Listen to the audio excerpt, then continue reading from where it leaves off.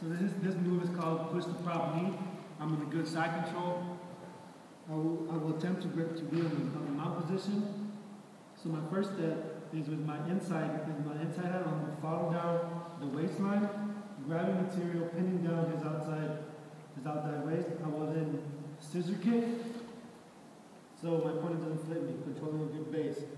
I will attempt to get my forearm into his shoulder blade, creating discomfort.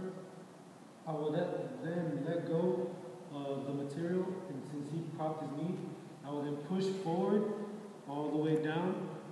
With a farther out knee, I will drive down to the fighting surface.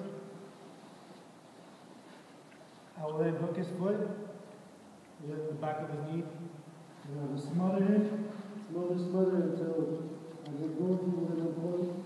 He will then push me up and create